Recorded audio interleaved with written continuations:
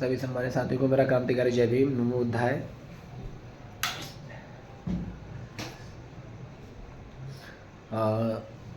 बहुत सारी जगहों पर ये देखने को मिला है कि हमारे समाज के बहुत सारे लड़के लड़कियां ऐसे स्कूलों में पढ़ रही हैं जहां पर उनके दिमाग में हमारी जाति को लेकर बहुत सारी घृणित भावना है, और उनसे अगर जय भीम बोल लो तो जय भीम बोलने में भी उन्हें इतना कष्टदायक लगता है कि कौन सा गंदा शब्द इस्तेमाल कर लिया।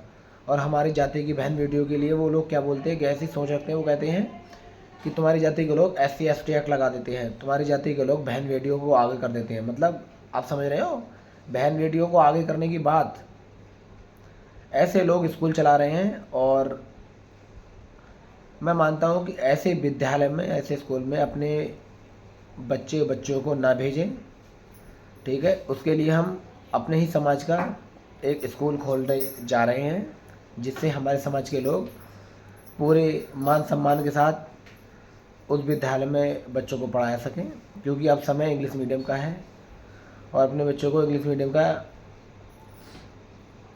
मीडियम में पढ़ाना बहुत ज़रूरी है। और इस तरह के जातिवादी लोगों के विद्यालय में अपने बच्चों को ना पढ़ाएं तो ठीक है, क्योंकि मैंने खुद इस चीज़ को प्रैक्टिकल करने के लिए बहुत सारे विद्यालयों में मैं गया। वहाँ मैंने देखा कि हमारे जाति के लोगों को जानबूझकर पीटा जा रहा है, उनके नंबर को कम किया जा रहा है, ठीक है। और बाबा साहब की अगर फ़ोटो लगाने की बात आ जाती है तो उस पर विवाद हो जाता है कि बाबा साहब का तस्वीर हमारे विद्यालय में नहीं लगाई जाएगी या कोई विशेष प्रोग्राम पे नहीं लगाई जाएगी।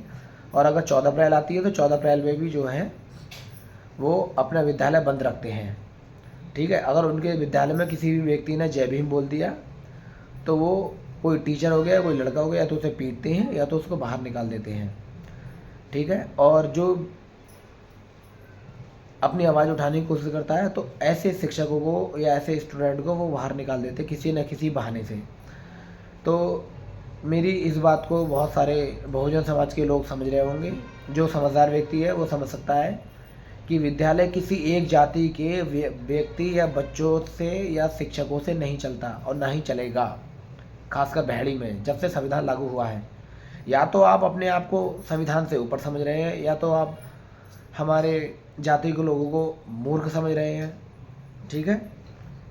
हमारी जाति के लोग समझदार हैं, पढ़े लिखे हैं। आजकल वो ज़माना नहीं है कि जहाँ पर जो है मनुवाद के सोच के जो लोग होते थे, ठीक है, जिनके दिमाग में बस यही बातें रहती थी कि ये शूद्र हैं, ये चमार हैं, इनके बच्चों को नहीं पढ़ाना है, ये पढ़ जाएंगे तो हमारे छाती पर बैठेंगे, हमारे सिर पर बैठेंगे, ठीक है। ये उस तरह के सोच के लोग हैं। तो आप समझ सकते हैं, आप अपने बच्चों को ऐसे विद्यालयों में ना भेजें, ठीक है। अगर हमारा विद्यालय ऐसे जातिवादियों के,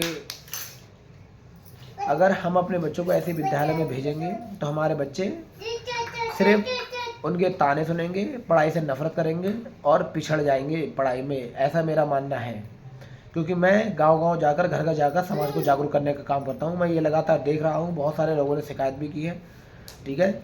लेकिन हम किसी भी तरह से कोई भी कार्रवाई करना नहीं चाहते हैं। हम चाहते हैं कि आप ऐसे विद्यालयों को जवाब दीजिए कि आप बाबा साहब को, कोई राष्ट्रीय पर्व आता है, ये 14 अप्रैल आती है, तो आप बाबा साहब की तस्वीर क्यों नहीं रखते? हमारे बच्चों को जय भीम बोलने से क्यों रोक रहे हैं?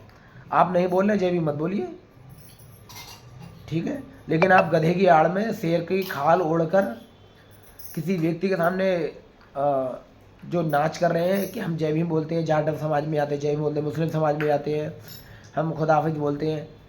आपको बोलने की ज़रूरत क्यों है भाई? आप जिस भी धर्म को फॉलो कर रहे हैं कीजिए, क्या दिक्कत परेशानी है भाई? मेरे से, मैं एक टीचर हूँ, मेरे से बहुत सारे लड़के बोलते हैं खुदा हाफिज, मैं बोल देता हूँ, मुझे क्या दिक्कत जा रही है? अरे मेरे से कोई चीज़ चिपक थोड़ रही है। वो व्यक्ति मुझे अपने धर्म से संबोधित करना चाह रहा है तो थोड़ी देर के लिए उसको अच्छा लग रहा है तो मुझे अच्छा लगने तो कोई दिक्कत नहीं है, मेरे तो कोई चिपक थोड़ जाएगा। किसी व्यक्ति ने मुझे जय श्री राम किया तो मैं जय श्री राम कर दिया, क्या दिक्कत परेशानी है भाई? अब किसी व्यक्ति ने, हमारे समाज का व्यक्ति अगर आपसे जय भीम बोल देता है तो आप उस व्यक्ति से इतना नफरत करते हैं, उसको फेल कर रहे हो। कोई टीचर बोल रहा है तो टीचर को निकाल दे रहे हो कि तुम ये कर दोगे, तुम ST लगा दो, तुम अपनी बहन बेटियों को आगे कर देते हो। अरे बहन बेटियों को आगे करना क्या है भाई? तुम एक टीचर हो, एक विद्यालय चलाओ, तो बताओ इसके बारे में। बहन बेटी को आगे करने का क्या मतलब होता है? इतने तो पढ़े लिखे होगे, इतने तो खोपड़ी में दिमाग दिया होगा, इतना तो ज्ञान होगा तुम्हारे लिए। मतलब हमारे जाटा समाज को ये व्यक्ति बोल रहे हैं कि तुम्हारे समाज के लोग जो है अपनी बहन बेटियों को आगे कर देते हैं लड़ाई झगड़े में या कुछ बात में। इनका कहने का मतलब ये है, और ऐसे व्यक्ति स्कूल चला रहे हैं, आप समझ सकते हैं। और इसलिए मैंने बहुत सारे विद्यालय छोड़ दिए और आज के बाद मैं किसी भी विद्यालय में नहीं पढ़ाऊँगा। ठीक है, अगर हम विद्यालय पढ़ाएंगे तो हमारा खुद का होगा, हमारे समाज का होगा, हमारे समाज के बच्चे पढ़ेंगे लिखेंगे। और तुम्हारे विद्यालय की बच्चों से तुलना करने के तो जब चाहे जब कर लेना। ठीक है, हम अपने बच्चों को डिजिटल बोर्ड पे पढ़ाएंगे, कोई ड्रेस नहीं होगी। सरकार की तरफ से जो किताबें मिल रही हैं उन किताबों के द्वारा हम पढ़ाएंगे, इंग्लिश मीडियम में पढ़ाएंगे, उनको कंप्यूटर का ज्ञान देंगे, स्विमिंग का ज्ञान देंगे, पर्सनालिटी डेवलपमेंट में बात चलेगी। ठीक है, और भी बहुत सारी जो एक्टिविटी हैं जो एक इंसान के अंदर, एक बच्चे के अंदर होनी चाहिए, वो सारी चीज़ें मिलेंगी बहुत ही कम दाम में। आप उनके विद्यालय में जाओ, 250-300 रुपये दोगे महीने के, हैं भागने मूतने के जा रहे हो तो लैट्रिन में पानी नहीं है, ये नहीं है, वो नहीं है, ऐसा नहीं है, वैसा नहीं है, स्कूल ढंग से बने हुए नहीं है।